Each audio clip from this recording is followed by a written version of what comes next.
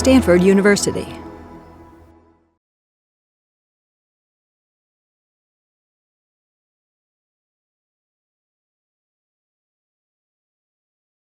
Welcome to this evening's program of the Contemplation by Design Summit.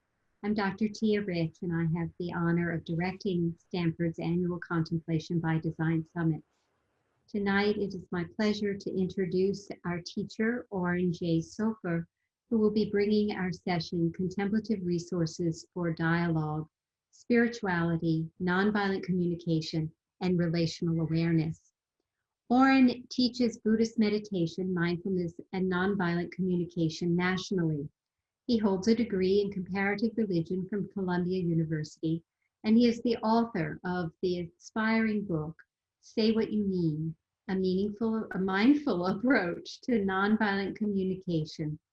And he also co-authored the book, Teaching Mindfulness to Empower Adolescents. He is the founder of Mindful Healthcare, supporting healthcare practitioners with tools for resilience, compassion, and effective communication. Oren, we give you a warm welcome and are grateful for your sharing of your wisdom with us tonight. We look forward to this session. Thank you. Thank you so much, Tia and Mia, for organizing this event, and really an honor to be here with all of you this evening and supporting this wonderful conference on contemplative practice put on by Stanford. I think I'm probably not alone in recognizing that we're living through uncertain, challenging, and unprecedented times. And as we look ahead to the future and consider the vision for our own lives, our communities, our country, we can't really chart a course to the future if we don't understand the present. And it's impossible to understand the present if we don't understand and acknowledge our past. And so I'd like to begin this evening first by calling on our ancestors and teachers as I acknowledge the native custodians of this land where I am, and inviting you to do the same wherever you happen to be this evening, to acknowledge those people who are named, unnamed, known or unknown, those from the past, those from the present, really honoring all of the traditions and the traditional custodians of this land. In this region where I am here in the East Bay, it's the Chochenyo Ohlone tribes. I just want to pay respect not only to those people, but also to this earth, to the land itself, which sustains us. Every breath of air we take, every sip of water, every morsel of food, every bed we've ever slept in, every article of clothing we've ever put on has come from this earth. Our very bodies are made up of earth elements. And I see so much of the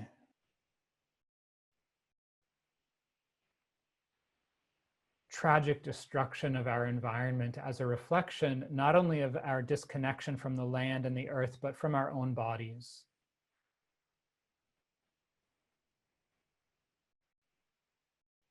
So may we all recognize and deepen our own aspirations to be free, to recognize that our own liberation is intimately tied up with each other's liberation, and discover the strength and the compassion that we're each being called to if we're alive in this time. If you'd like to learn more about the land where you live, or how to support or get involved, I'm just going to put in the chat here a link to a resource that shows the First Nation tribes throughout North America. I also want to start this evening, so that land acknowledgement, part of that comes from the work of Ruth King, and I was introduced to it by my friends at the anti-racist table. Another educator who I've been studying with, Victor Lewis, begins his offerings these days with a loss acknowledgement.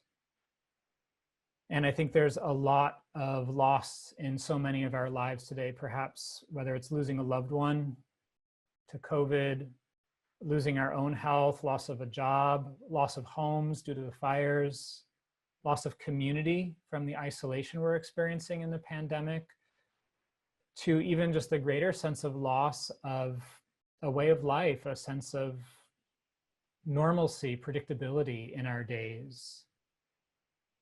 And so just to kind of name, what we are living through is not normal for us as human beings.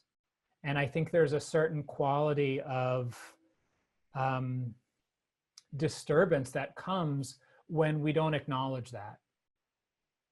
So really wanting to invite all of who we are this evening together, present to this virtual space, including the messy parts, the sense of feeling stuck, overwhelmed, lost, grieving, and say that all of that is welcome here. So my topic for this evening is looking at the contemplative resources for dialogue. And as I'm sure we all recognize, there are many hard conversations that we as a society and as a species need to have if we're going to survive, if this planet is going to be a habitable place for this generation, if not future generations. Conversations about the ecological crisis, conversations about the history of enslavement, colonialism, imperialism, the reckoning with racial justice that's happening in our country right now here in the United States, to the most recent eruption of polarization and division over the coming current election season, and the levels of stress that all of this creates just in the field that we're moving through. I think it's very common to think about contemplative practice as an internal experience, and for good reason. The foundation of contemplative practice is internal. The literal meaning of the word to contemplate has within it the word template and also temple. A temple is literally you're creating a boundary. You're setting something aside. And so to contemplate is to create a certain boundary and then be with it again and again. So contemplation is about choosing a certain aspect of experience and then treating it with care and attention and learning from it. But the purpose of contemplative practice, particularly in the Buddhist tradition, which is where my training comes from and where the practice of secular mindfulness as we know it today here in the West comes from, the purpose of contemplative practice is not only to transform our inner experience, it's also to inform our lives. What good is it if we can sit quietly with our eyes closed and feel some sense of peace if those qualities of, say, peace or compassion or kindness or insight or wisdom don't inform our relationships, conversations, and actions in the world?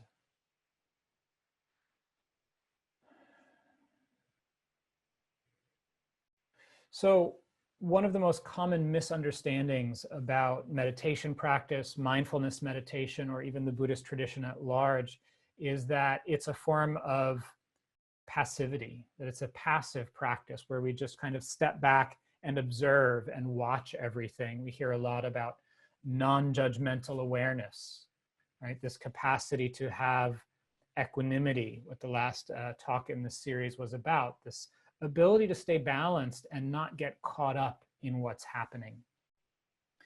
That capacity is almost like a superpower when we can access it, and yet it's meant to be in service of wise action. So meditation practice and the tools of mindfulness are not passive. They're meant to transform our lives and be applied in the world. So one of the reasons that I'm here speaking with you today is that over about 20 years ago, I had an argument about how long to steam some broccoli. It sounds odd. Well, what does that mean? I was living at a meditation center in central Massachusetts, the Insight Meditation Center, studying Vipassana meditation, and I was working as a cook. I was about 5 or 6 years into my meditation practice. And I was appreciating the simplicity of the practice, the sense of calm or clarity that would come when I meditated, sometimes a sense of real warmth and care for other people. And then I noticed when I was working in the kitchen with my fellow cooks, I would get into arguments around really petty things like how long to steam the broccoli or which way to cut the carrots. And I saw the gap. I recognized, okay, the stuff is great, but if it's not translating into my conversations, what's the point? It was even less accessible, say, with my family. It was about that time that I came across the work of a man named Dr. Marshall B. Rosenberg, who is the founder of a form of communication called Nonviolent Communication, which I'll talk a little bit more about later this evening. So the point I'm wanting to make here at the very beginning is really to drive home this sense that the tools of contemplation provide an internal basis from which to live our life. They don't stand on their own. They need to be integrated to be meaningful.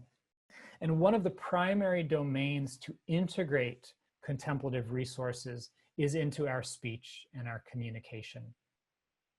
We are highly relational creatures, human beings.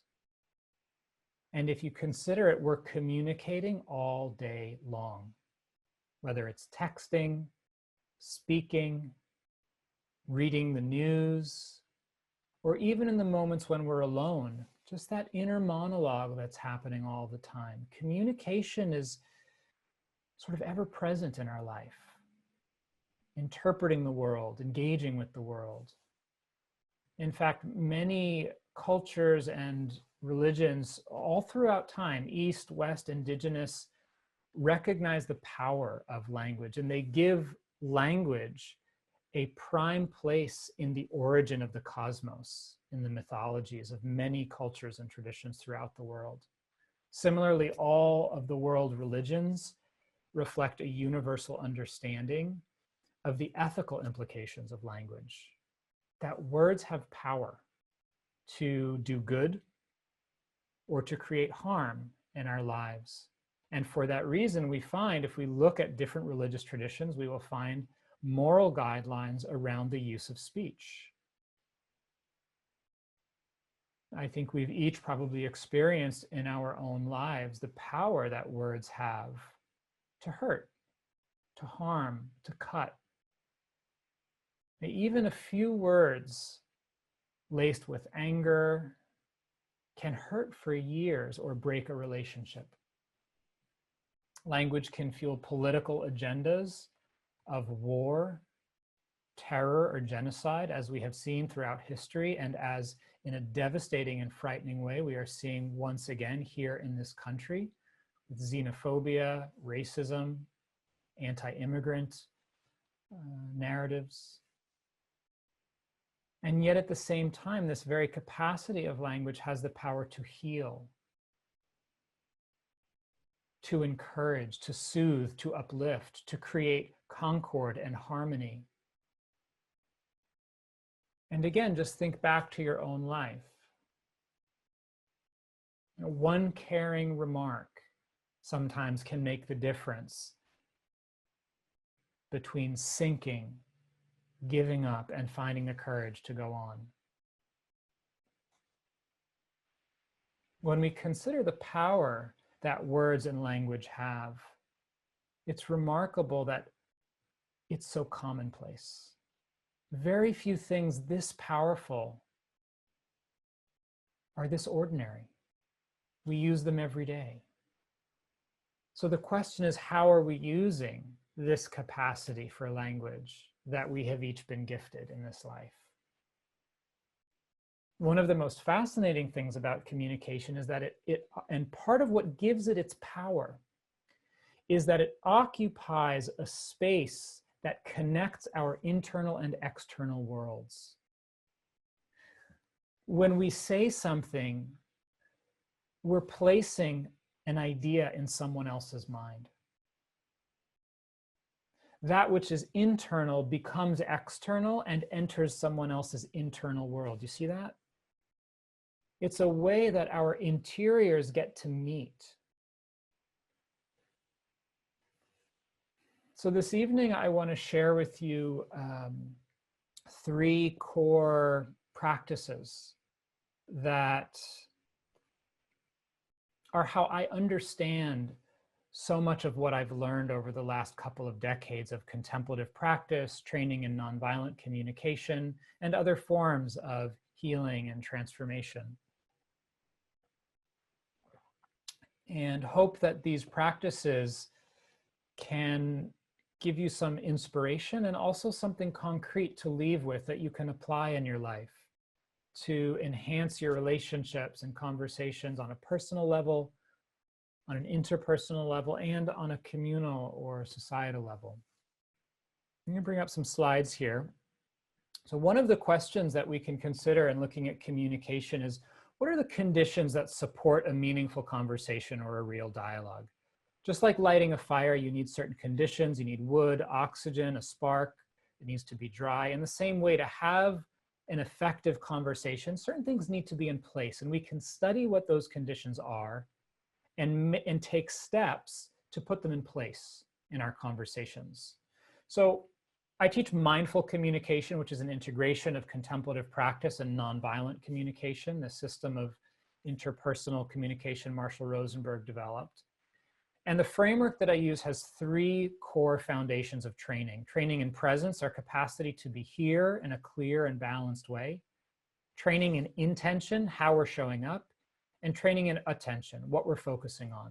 So we'll talk about each of these and give you a tool or a practice that you can explore with each. So presence. So the first tool here, the first step, is to learn how to lead with presence. What does this mean? This does not mean that we are directing the conversation. Doesn't mean like, I will now lead you. No, no, no. It means to place first rather than to direct. It means that before anything else in a conversation, can we just show up? Can we actually be here? Communication is about creating understanding. Whatever the context is, whether we're trying to get something done, connect more deeply, get to know each other, or collaborate, the currency of communication is meaning, understanding. How can you understand something if you're not present? So presence is the first and most fundamental prerequisite for understanding to arise, for there to be a conversation. And in our fast-paced, distracted society, this is no small task to actually be present with another human being for more than a nanosecond. Right? How many conversations have you been in recently where someone pulled out their device in the middle of the conversation? Right? Or you can be having a conversation with someone and they can be looking you right in the eyes and you have that feeling that they're not here. It's like, hello, anybody there? So we can feel it when someone's present. It says something very powerful. It communicates on a fundamental level that you and this conversation are important enough to me that I'm willing to give you one of my most precious resources in life: my time, my attention. And that starts to create a certain field.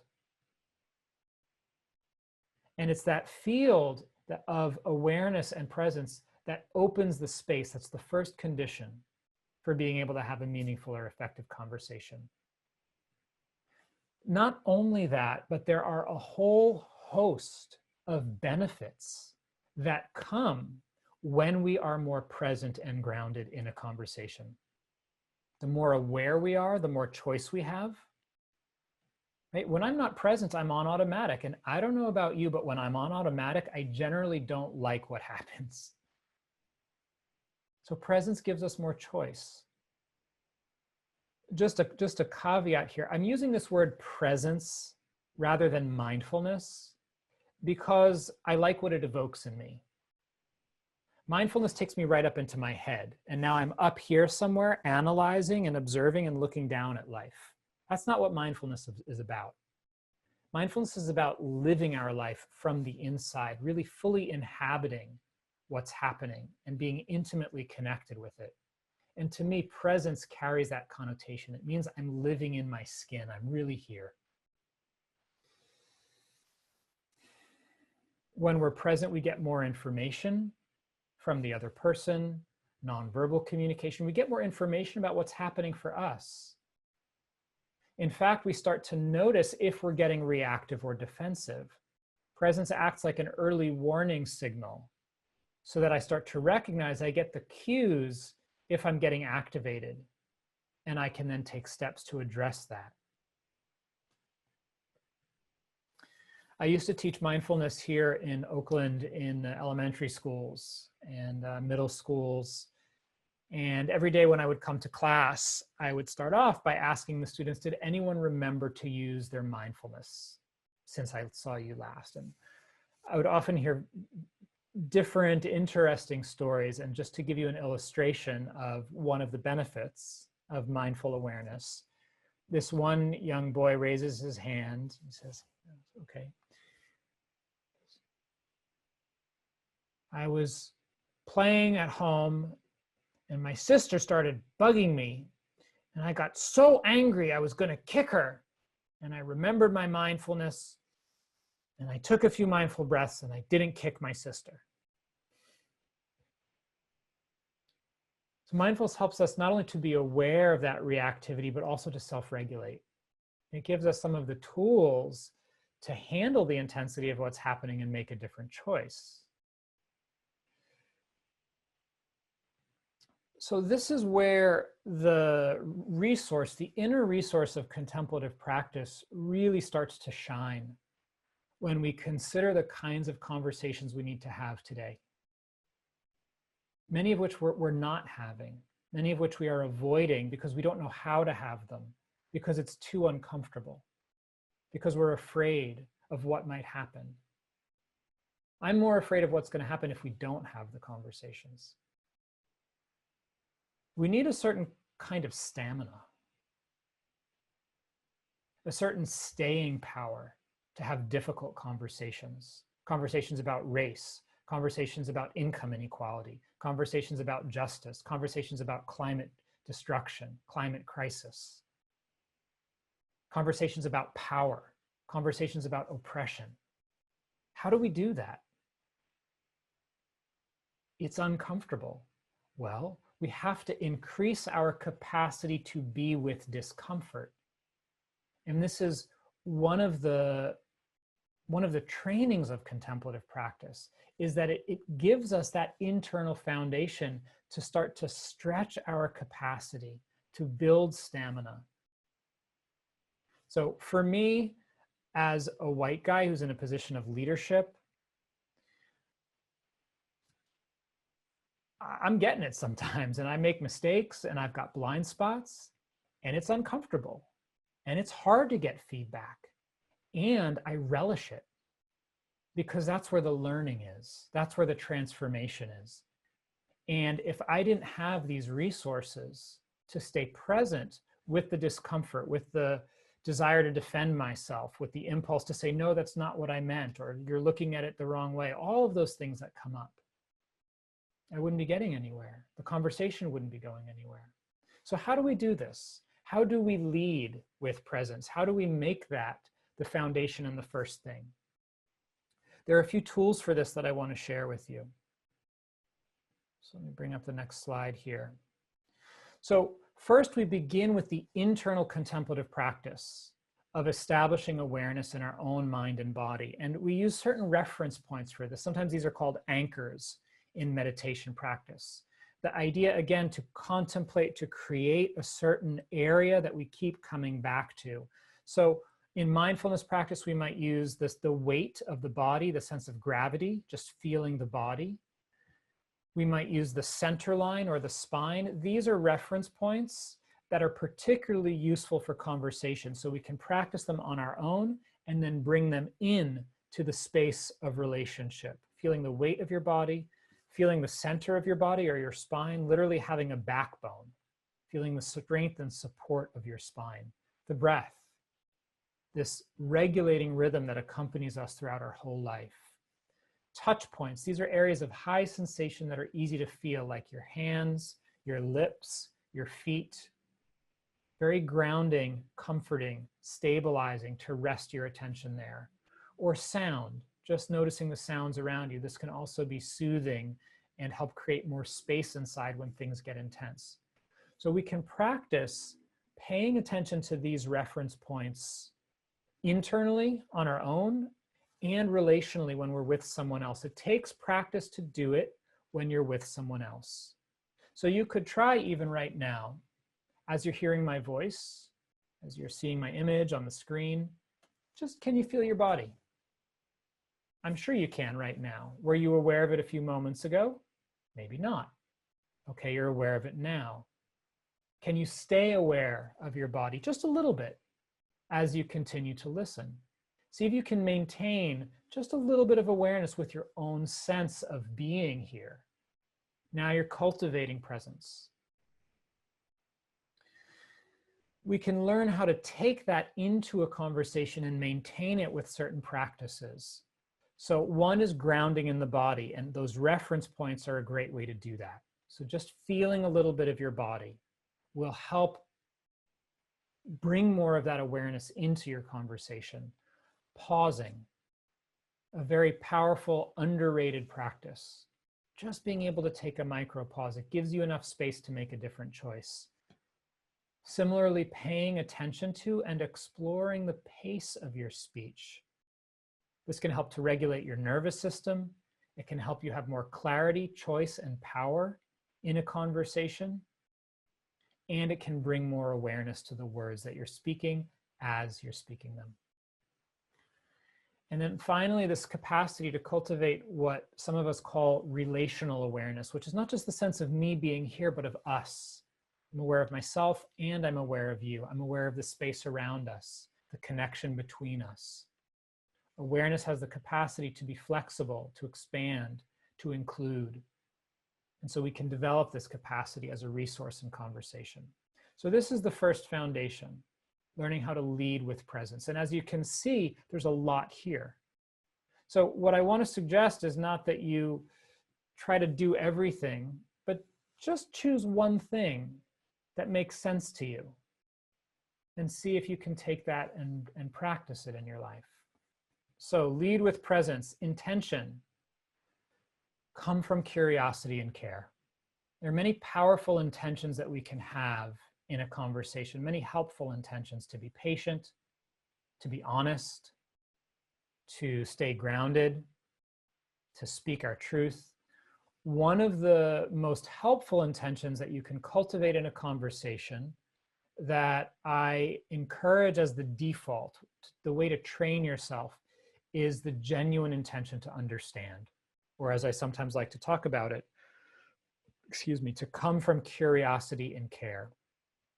So intention is about where we're coming from inside. It's the heart quality or motivation behind our words and actions. It doesn't mean the outcome we want, like my intention is to get you to do this. That's not what I mean by intention, even though we use the word that way sometimes. I mean, how are you showing up? Intention is perhaps the single most powerful and transformative ingredient in dialogue, because it's what orients the conversation. It's how we're pointed, and that's going to drive things in a certain direction. So if I could only give you one tool, it would be learn how to cultivate the genuine intention to understand. Because again, remember, communication is about creating understanding. what more powerful and universal intention to come from than the intention to understand? So, why is this so important? Why is this so helpful in conversation? Well, there are a few principles behind the power of intention in conversation. First and foremost, how we are talking about things is often as important, if not more important, than what we're talking about. So much of our communication is not in the words. It's in the tone, our facial expressions, our body language, subtle emotional cues that register just below the surface of consciousness that we can't quite even put our finger on. All of that is shaped by our intention. When our intention is clear and clean, it comes through. When it's off, people feel it. Goodwill creates trust. When we're coming from a good place inside and our intentions are sincere and genuine, that's the next condition for creating that space of real dialogue where we're able to start to hear each other and learn from each other. Finally, the more we understand each other, the easier it is to work things out. The goal of a dialogue, of a conversation, if we have some sort of problem that we're trying to solve, is to create enough understanding about what's actually at stake that we can collaborate, that we can be creative. So that intention helps us to get to that level where we're hearing each other and understanding the issues, the different perspectives and views that are at play. The primary kind of vehicle for embodying this intention is listening. This is a quote from Rachel Naomi Remen, Dr. Rachel Naomi Remen, who's an author, palliative care doctor. She says, the most basic and powerful way to connect to another person is to listen. Just listen. Perhaps the most important thing we ever give each other is our attention. So this in and of itself is a practice. How often do we just listen to each other? Right? Notice how we're rehearsing, we're practicing our rebuttal, we're analyzing, we're disagreeing, we're spacing out about the shopping list or the person we have to call. We have this capacity. How often do we use it? So just doing this, listening with the genuine intention to understand, can be transformative. The next tool to build from this is how to actually move the conversation forward by building understanding. One of the sayings that gets tossed around in communication circles is this slightly humorous quote: the greatest problem in communication is the illusion that it has taken place. A lot of the time we assume that we're understanding each other when we're each just kind of hearing our own projections and interpretations and not actually really hearing each other. We might be having parallel conversations, or we might not even be listening to each other at all. It's like being on a cell phone call and the line drops and both people are still talking. You ever had that experience in a real conversation, right, where we just stop listening and we're not hearing each other? So we can build understanding in a conversation by confirming that we're actually hearing each other. I call this completing a cycle of communication. It's just confirming that we're on the same page, that message sent equals message received. Lots of times this is happening non-verbally, but when things are heated, complex, when the stakes are high, it's helpful to do it with language, to check that we're understanding each other. And the tool for this is called offering a reflection. Not like, let me think about that, but a verbal restatement of what we're hearing. And the aim of that is to confirm that we're understanding the message the other person is sending, and to give them an experience of feeling heard. Very powerful story about this. That's just one of many. One student of mine, a doctor, works in addiction medicine, was telling a patient of his that he needed to reduce or stop their medication that was helping them get off of the substance they were addicted to. And the patient lost it, really irate, yelling, screaming.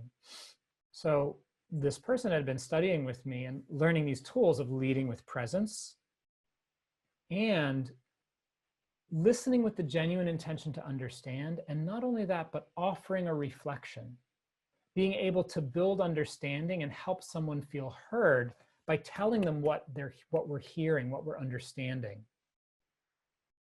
He was able to withstand the intensity of this patient's anger by just putting his attention in his hands and using that as an anchor, as a grounding point. And then as the patient was speaking, he was just reflecting back what he was hearing. You know, I'm hearing how upset and frustrated you are. It sounds like you want more choice in your treatment plan. I'm getting that you really don't think it's possible for you to go on without this medication and you're really worried. Just saying back what he was hearing, what's important to this person, how they're feeling. And within a matter of minutes, the patient felt understood, they calmed down, they settled, and they were able to carry on with the visit and actually have a conversation about their medical decisions and what was needed.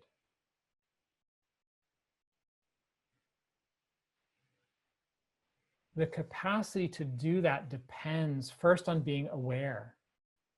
And second, training ourselves to recognize that we have a choice in a conversation. We don't have to respond.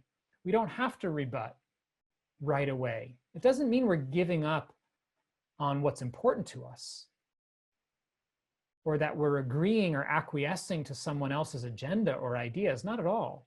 The power of this is that we can connect without necessarily agreeing. By listening for what matters to the person. And this brings us to the next and last foundation of the training, which is where we focus our attention. Here we want to learn to focus our attention on what matters. What's actually important to this person in the situation. And this, again, is a training. It's a training of attention. Where are we focusing in the conversation? And this is where the tools and the system of nonviolent communication that was founded by Dr. Rosenberg comes in. So Marshall Rosenberg, one of the things he said is, what I want in my life is compassion, a flow between myself and others based on mutual giving from the heart. There's a lot I could say about Dr. Rosenberg. I think the one thing that I want to share this evening is that he called it nonviolent communication very consciously and intentionally to place it within the tradition of Kingian and Gandhian nonviolence, because he saw it as a tool for social change and recognized the value and the power of nonviolence for transformation internally, relationally, and systemically. And what he learned was, if what we're interested in is compassion, transformation, accessing the natural generosity of human beings to work together, that how we pay attention to life, to ourselves and each other, makes a difference. And what he learned was that if we can train ourselves to focus our attention on 4 different things, it makes it much easier to stay connected to our shared humanity and to access compassion. So those 4 areas form the kind of template of nonviolent communication. Those of you who have done some study of nonviolent communication, this will be a review.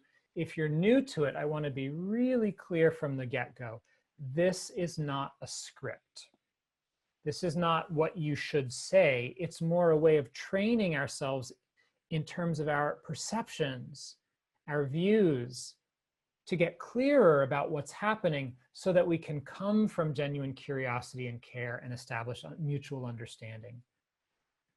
So we can pay attention to what actually happened by making clear observations and distinguishing those from our judgments, evaluations, interpretations, and blame. Second, we can pay attention to how we feel.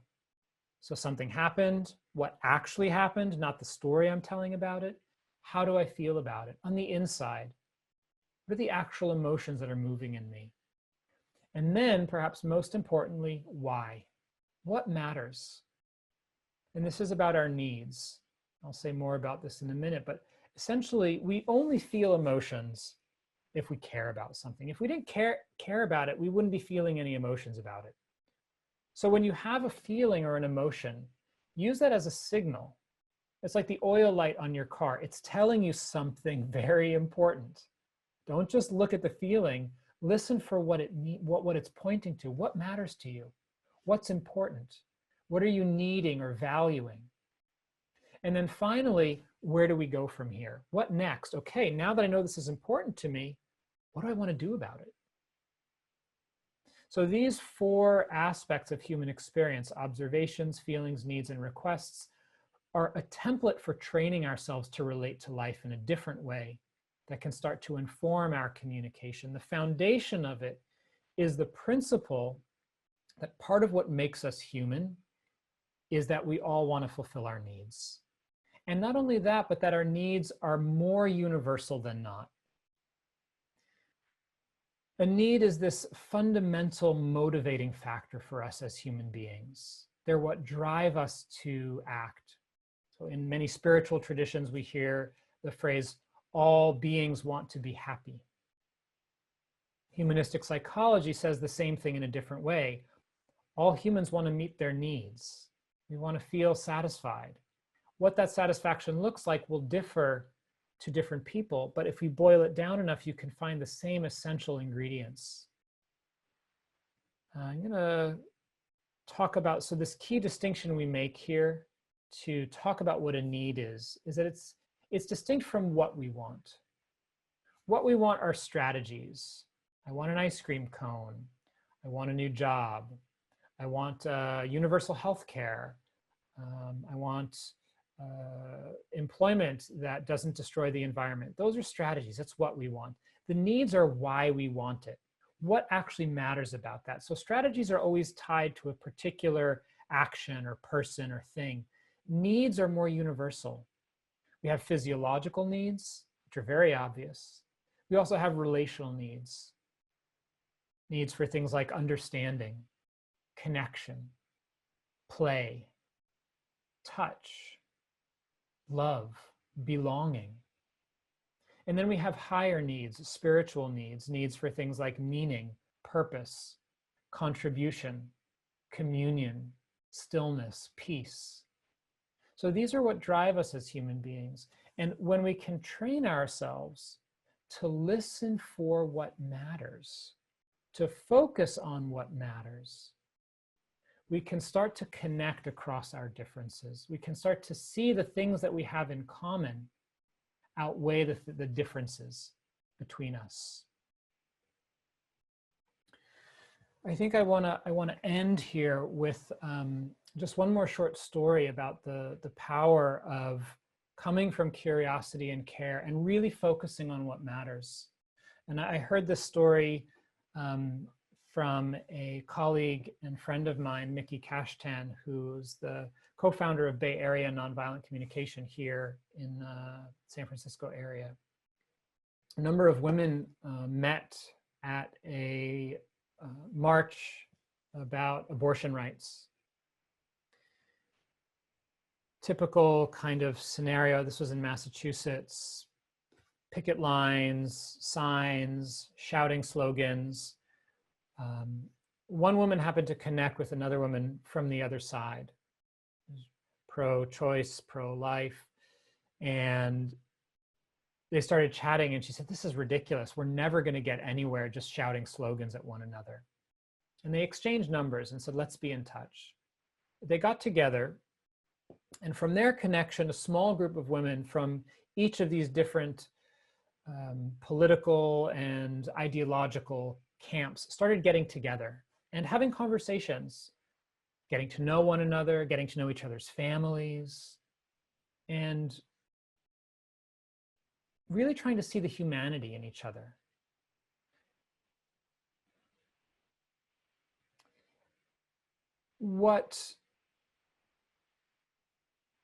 What happened over the course of this conversation, and I recognize even the terms that we choose to talk about these different views can be charged.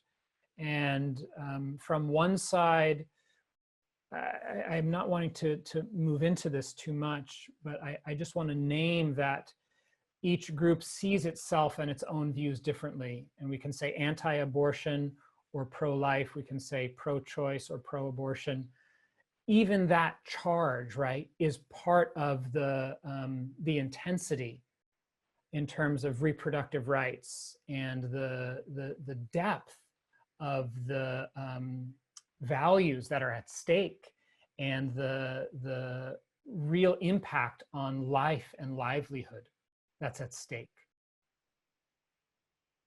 So after meeting for a period of time, weeks, months, there wasn't some miraculous conversion.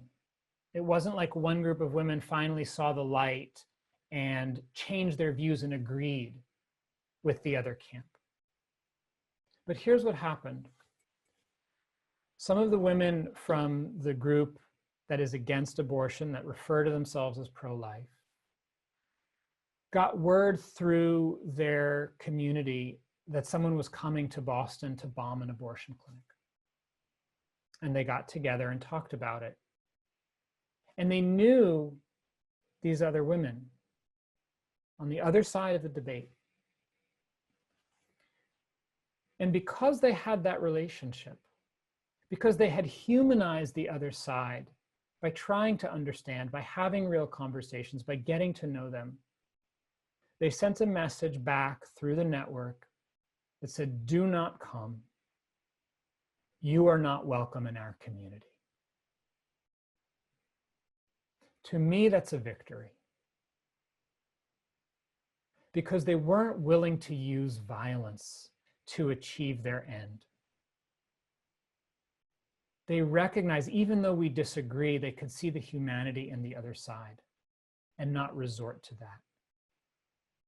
And this is, I think, the edge that we are dancing on today across the divides, is that willingness to use violence or the capacity to see each other's humanity.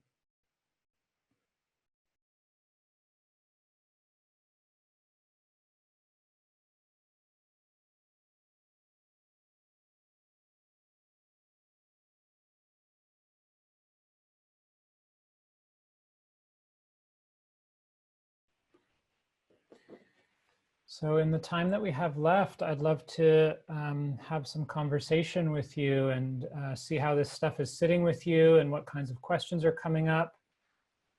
So we have a question. Would you mind repeating the name of the teacher who, sorry, now they're all pouring in, so it jumped above.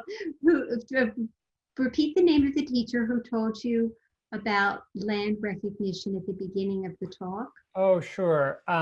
She wasn't the one who told me about land acknowledgement. That's a practice that is common in many circles, but some of the words that I shared came from her work. And so that's Ruth King, who is an author and Buddhist teacher and anti-racism trainer. She has a wonderful book called Mindful of Race, Ruth King. We have another question. Any thoughts on how these techniques could have been applied at the presidential debate? Why did I know that question was going to come today? Well, you know, it's interesting. I think that a debate itself is a very particular form of communication. I think what we saw last night was not so much of a debate as a debacle. And you know, anyone who's actually listened to a real debate where there's an argument for and against it's very structured. Each speaker has a certain amount of time, there are rebuttals. And so I think that in a more structured and ordinary debate, one of the key skills that can be two of the key skills that can be helpful. One is this ability to reflect. It's a way of clarifying the other person's argument and position. And that's very helpful. There's a group called Braver Angels that does a lot of dialogue across red-blue divides. And one of the phrases that they use that I really like is, the aim of the dialogue is to come to an accurate disagreement. I really like that phrase because it points to, if we're going to disagree, let's at least be clear about what it is we're disagreeing about. So one, that capacity to summarize and clarify someone else's point or argument is really essential. And then two, the ability to distill things down to what matters. What is the actual issue here? Not so much say the policy, but what is the aim? What is the aim that that policy is going to accomplish? And I think that that creates being able to talk about the values and the aims in connection to and in relation to policy can provide a wider net for common ground. So those are the two things that come to mind for me. Yes, I'll read one more. Does this method work for large groups that are pitted against one another? Or does it work strictly on a person-to-person level? Yeah, thank you. Different contexts require that the principles be applied in different ways. Each context is different. So a professional context versus a personal relationship versus a group meeting versus warring nations. Dr. Rosenberg's Nonviolent Communication has been used to mediate international conflicts.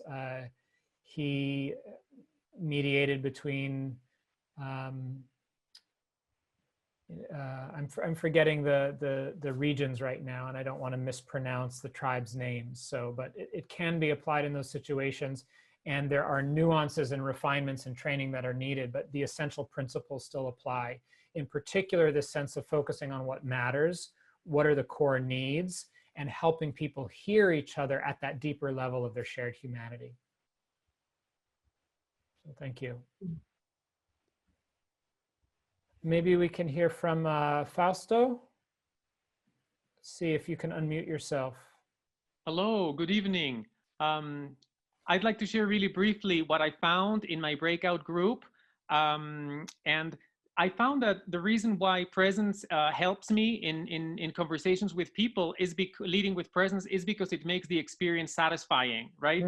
If I'm fully there, is the only way that I can benefit from the presence, the empathy, the warmth of the other person, yeah, and become enriched or recharged, refreshed. So it's satisfying. Absolutely. And then the reason why curiosity and openness, I think, can help me is because the reason I'm curious and I care about knowing what the other person's experience is, I think it's our common humanity. And that's why I feel curious and why I care about them and experience goodwill because of what we have in common. So it's like I think it's like a bridge. And finally, I think focusing on what matters, it's important because it allows me to do something about it, right? If I'm speaking to a person who has a completely different political view, they support a candidate that I do not support. But if I can understand that what this person really actually wants, what really matters to them is a sense of safety, for instance, or economical progress, material security, then I can see that this supporting the candidate or the discourse is just a strategy to meet the needs that I also have. And it's just that this person happens to believe that that's the way, that's the path. But if I find what matters, then I can do something and we can just have a different discussion. Great, you got it, Fausto, thank you. And I just want to elaborate on the first thing you said there around presence and really receiving the nourishment of connection. Because oftentimes when we learn these tools, we relegate them to the domain of conflict. And that's a huge loss because these tools can also enrich and deepen our relationships in life and are meant to be applied in all situations, not just when there's a disagreement or difference or conflict. So thank you for bringing that in. Tia, do we want to take another written question? Yes, someone spoke, really bore witness to the fact that in helping professions, that the experience of presence for the provider is just as helpful as it is for the recipient, the patient, the client. And so that just highlighting. It was Yeah. not too much a question. Another question that did come up was that in the invitation to pause, that some of the social rhythms of conversation are such that people rush in and fill the space, and then the person who is striving to pause can feel unheard, and then they feel uncomfortable with striving to pause because then they feel they won't get a chance to be heard. Can you speak to that phenomenon? Sure, absolutely. It's a really common question that comes up. So a couple of things. One, don't confuse the tool for the principle. This is an essential point in any field, and specifically in communication training. So what is the purpose of pausing? The purpose of pausing is to be more present. So the principle here is to learn how to lead with presence because of all of the reasons we've already discussed. So in some situations, pausing might not be the right tool for that for you.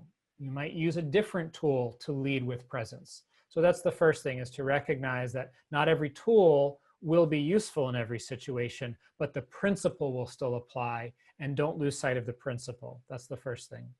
The second thing, if you're in a conversation where the rhythm or the cultural norms or the social cues are such that taking a pause will likely mean you cede your space in the conversation, then two things you can do. One, take a shorter pause in a place where it's clear that you're not finished, like I just did. If it's clear that you still have more to say and you've taken a pause, the other person's probably not going to cut in, because from the context, they can tell that you're not finished. So that's one thing you can do.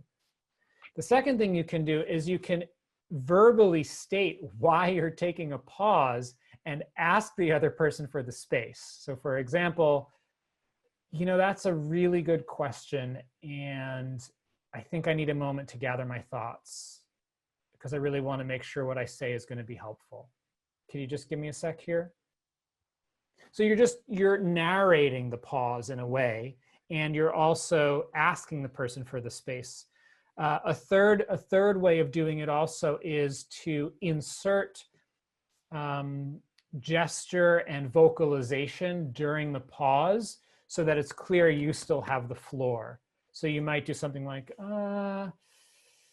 yeah, I think maybe, right? I'm pausing, but I'm not giving up my space. So those are a few different tools you can use. Thank you, Oren. Yeah. We have another question where the individual asks you to speak to the phenomenon where a person has assumptions about how other people are feeling about them and their intention. How do you navigate that circumstance? Sure. So again, a lot depends on the context. In general, when I hear that, my orientation would be first to try to help the other person feel heard, if I have the capacity to do that in the moment. Why? Because people are more willing to listen when they feel heard.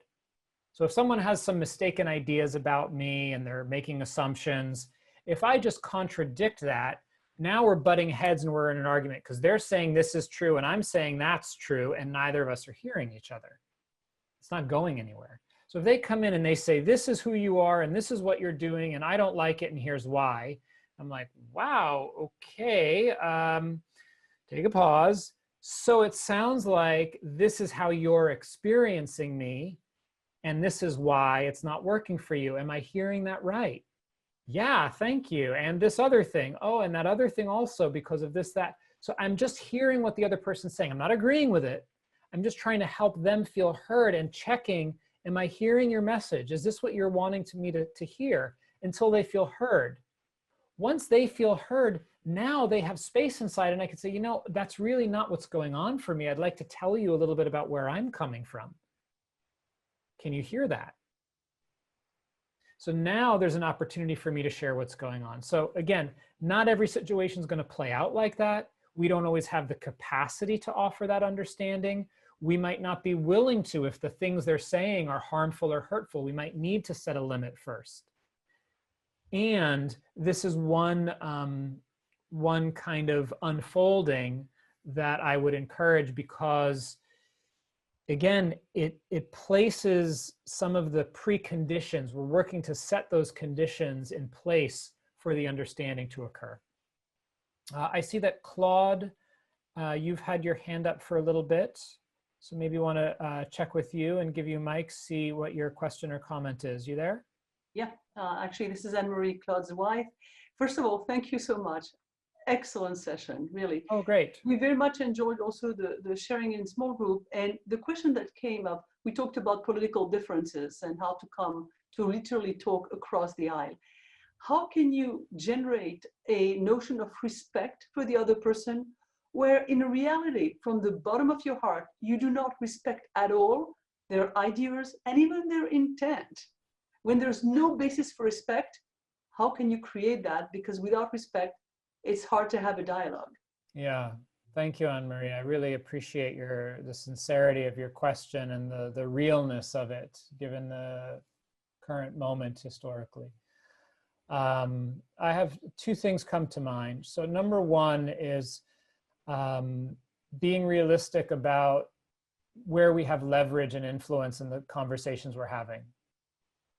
So there are limits to our influence, and you can be the most skilled, masterful communicator in the world, and if the other person doesn't want to talk to you or listen, you've got nowhere to go, right? So precisely, it's like communication is co-created. So that means that, one, we can influence the conversation because we are co-creating it, and it means that there is a limit to that influence. So the first thing is to recognize, like, are the conditions present for a dialogue? That's the first thing. The second thing is, and this is where the spiritual foundation of these skills comes in, look past the person's views. Look past the person's intentions. Don't disregard them. I'm not suggesting condone them. I'm saying look deeper to their humanity. This person fears death. This person loves their children, their parents. This person wants to eat. They don't want to be sick. They fear pain, right? Look to the shared humanity. See the vulnerability that we share as human beings. Respect that. I'm not suggesting you respect a view that you think is harmful. I'm not suggesting you respect actions that you think destroy communities or the environment. But I am suggesting that you can respect something more fundamental in this person's humanity that transcends their beliefs, their views, their ideas, even their actions. Does that make sense? Yeah, so indeed, thank you. It's extremely useful. Thank you very much. You're welcome. So just to share, anyone who would like to stay in touch or learn more about my work, you can find me online at orenjaysofer.com is my website. I'm also on social media at Oren Jay Sofer. I'd love to stay in touch. If you find this useful, please feel free to connect with me. So let's turn it over to our last comment or question for the evening. Thank you so much. I really appreciate it. My question was kind of similar to the last question. I was thinking about it before it got asked, but I would like to put it out there. There's a famous James Baldwin quote. Yeah. I'm going to paraphrase it, but he says, "Yes, we can agree to disagree unless our disagreement is rooted in your dislike of my humanity and my right to exist." Right. And I'm wondering what nonviolent communication says about that dynamic. Yeah. And I do think you spoke to it a little bit in the last question, but I was just curious if you had any other thoughts, because so many people and groups of people lately are becoming so mobilized in their vocal hatred of certain other groups. Yeah. That's just really terrifying. Yeah, it is. Thank you. Thank you, Lena. Briefly, one, I think it's essential for us to stand up and condemn hate, to condemn violence, to condemn racism and singling groups out, essentializing people in groups. And there is a concept within nonviolent communication and nonviolence in general that's called the protective use of force, which says that, you know, nonviolence is not passivity. It's actually a very engaged practice. It's about taking action and addressing violence. And in doing that, we can be very forceful in protecting life, the sanctity of democracy. So the difference in the force that's used to protect versus the force that's used to harm or to punish is that it's done from a place of love. It's done without the idea of punishment or wrongdoing, and it's only used to the extent necessary to protect life and to prevent harm. Yeah. All right, everyone. It's been a real pleasure to spend the evening together. It went by quickly, and I wish you a lot of safety, deep resilience, and strength during these times. And I hope you enjoy the rest of the conference. Hope to see you down the road. Thank you again, Tia, for the invitation. Thank you, Mia, for your support. And thank you to Stanford for holding this wonderful series and event. We're deeply grateful to you, Oren. And I do encourage you all to go to his website and see the wonderful resources he has there. He has a newsletter that is very inspiring and informative, as well as the upcoming trainings that he mentioned, and his book, which we already have mentioned. Thank you for coming together in community, and we thank Oren very much. Thanks so much. Take care, everyone. Thank you, Oren. Peace be with you.